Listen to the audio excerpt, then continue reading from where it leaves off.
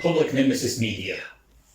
So I've made a video called Creation of the World, but it's Bogomilism, back in August of 2024. For those unfamiliar with the Bogomils, they were a Christian sect that appeared in the 10th century Bulgaria, and their interpretation of the Bible and the creation of the world we live in right now were very different from what mainstream Christianity says. On my video, one viewer told me to check out a book titled Bogomil Books and Legends, written in 1925 by Yordan Ivanov, a Bulgarian literary historian. Naturally, since I was interested in the topic about Bogomils, I searched that book on the internet and managed to find it quickly. One part of the book that caught my attention on first glance was a section titled Duelist Bulgarian Folk Legends. As the name can already tell you, it was a collection of Bogomil legends that Ivanov managed to get from the ordinary people. In this video, we'll take a look at the first one, a story from the village of Dilmeni in Bessarabia, which the author named God and the Devil create the world as friends, then they are at war with each other. Before we get to the story itself, I have to say a couple of things very quickly. Firstly, I don't think I can even call it a Bogomil story, because its content is completely different from what scholars said about Bogomil beliefs. It's pretty much a different Christian denomination, honestly. The other thing I have to say is that this is the most insane and the most hilarious creation story I've ever read. Norse mythology has nothing on this obscure legend from a village I can't find anything about online. Because of how unusual and obscure the story is, I can't find compatible footage or even images. Yes, including the ones that are not stock, so you'll have to settle for my MS Paint skills. It will be like a Jerry Jackson video. It will still be fun despite looking like crap. Look up Jerry Jackson on YouTube. It's dumb, but it's entertaining. When I got home from school, my dad had finished his vodka. The alcohol is really taking a hold of me. I cannot face the world without any. One day my dad faced the world, and the world faced him back. Ever since they have been the best of friends. Big shout out to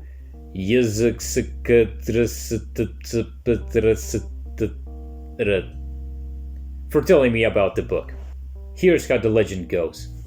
In the beginning there was no land, just water everywhere. Above the water were only two sentient beings, God and the devil, who are best friends. One day God said to the devil, "Let's make land and people." The devil liked the idea, but asked God where they're going to find soil for the land. God told him that he can get soil by swimming to the bottom.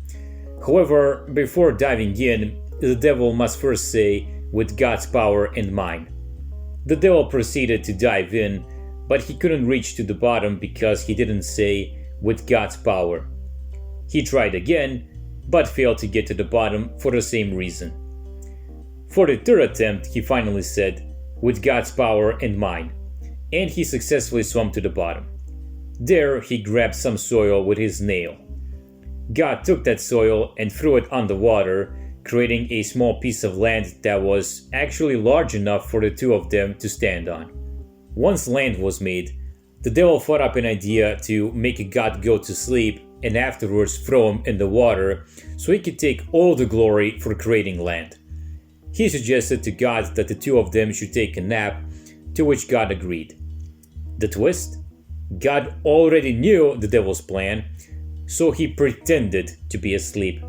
Once God tricked the devil into believing he was sleeping, the devil grabbed God and started going towards the water.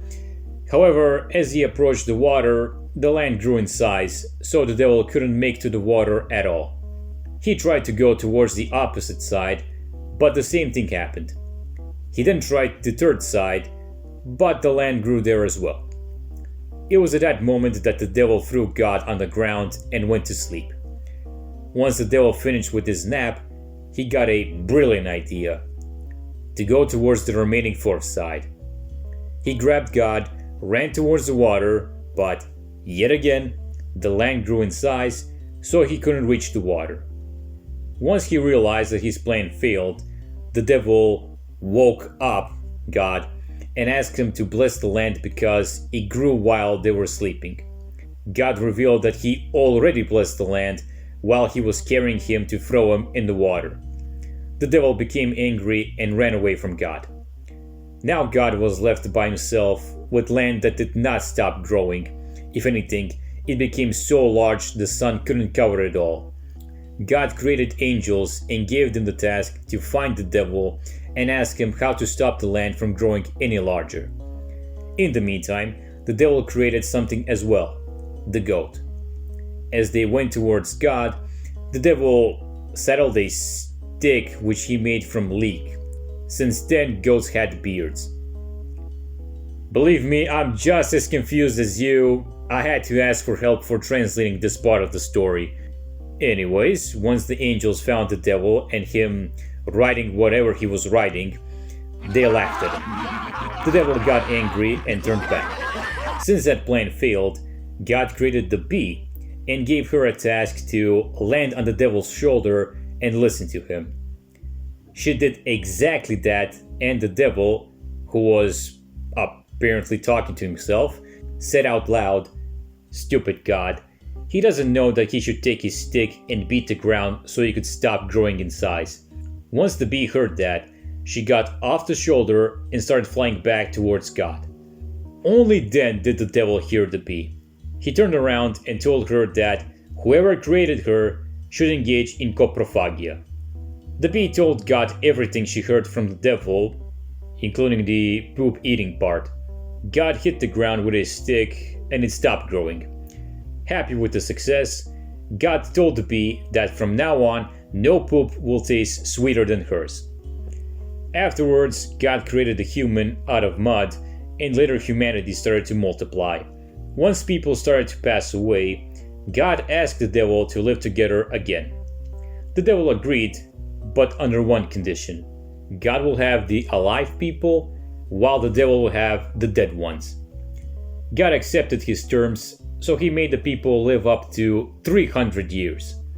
Over time, however, as more and more people died, God saw that the devil had many more people than him. When he realized that, God wanted to break the deal with the devil, but he didn't know how. He asked his people, like Abraham, Moses, and someone named Yusuf. He also asked his angels, but no one had a clue on how to actually do that. The angels and the people went to the devil and asked him if God could break the deal.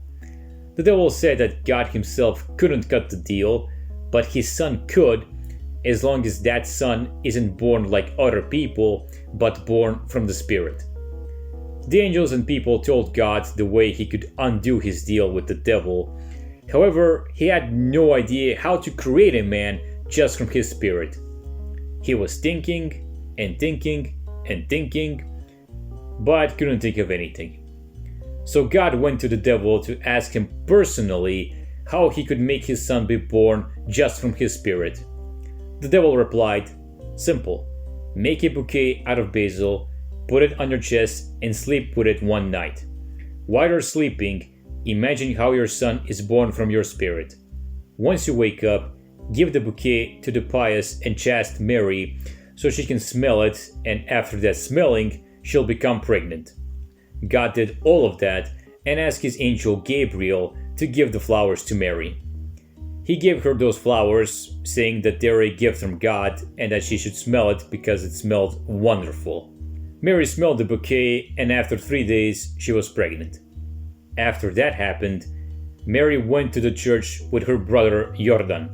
As they were approaching the church, it occurred to Yordan that people will laugh at him because he went with his sister, who was still a girl, yet pregnant. So he told her, "Wait here for a little, I need to go back home, but I'll return soon." He went home, got on his horse, and took a lance in his hand. Once he returned, he pierced Mary's breast with that lance. If you think I have any idea why, you're wrong. Mary proceeded to pull out the lance out of her chest and ask her brother to wipe the blood from it so that people wouldn't scold him for stabbing his sister. Mary cleaned the lance with a part of her garment, only for Yordan to run away. From the wound, Jesus Christ was born. He was born through God's Spirit, and Mary remained pious. Once God heard of Christ's birth, he asked his people to baptize him in 33 years.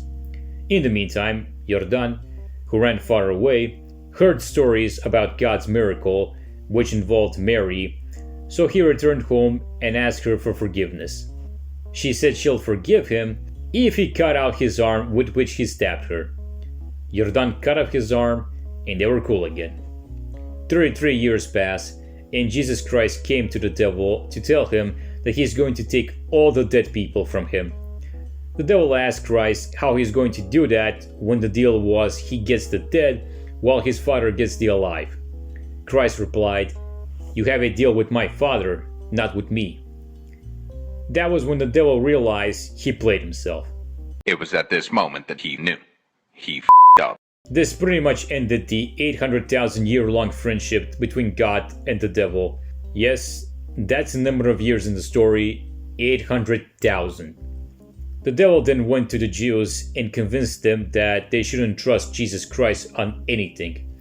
The Jews went after Christ to kill him, but they couldn't find him because they didn't know how he looked like. So they asked Judas, Christ's servant, to betray him. Judas told them that they should come with him to a place where the apostles and he will drink wine, because Christ will be there. Judas will then cough and turn to them, which will tell them which one Christ is. Somehow that worked and Christ was captured. Now the twist was that Judas knew Christ will resurrect himself, so he played hangman because when he gets to hell, Christ will take him along with all the dead. However, by the time he KYS'd and got to hell, Christ already resurrected and took all the dead people from hell. Judas was too late and he remained in hell. That's how the legend ends. There's no moral of the story, I just thought it was funny. That's it. PNM signing out.